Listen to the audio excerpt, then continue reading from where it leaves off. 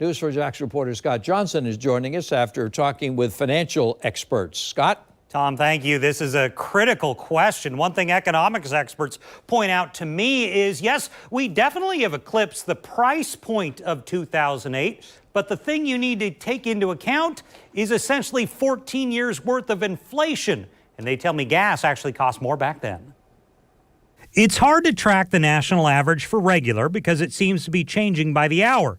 But as of mid-afternoon on Wednesday, AAA had it at $4.25 a gallon, eclipsing the old 2008 record of $4.11. But we're forgetting one critical detail: inflation. As Patrick DeHaan with Gas Buddy points out, if you account for inflation, the price in 2008 was higher. Now, if you adjust that 2008 record for inflation, it would be the equivalent today to $5.25. So there's still some room before we really start to feel the pinch as we did in 2008. So I sat down with Joe Cryer, a local financial expert with Iwi Trading LLC in Jacksonville. He takes it a step further and points out Americans spent more of their paycheck on gas in past decades. He says you paid higher percentages of your paycheck back in '08, as well as parts of the 70s and 80s. It's actually a little bit less, and that's good news and bad news. The good news is it's not as big a bite on people, but the bad news is that means there's room for it to run up here. And I think you can probably expect it to do so. Now the question is, where does this spike end?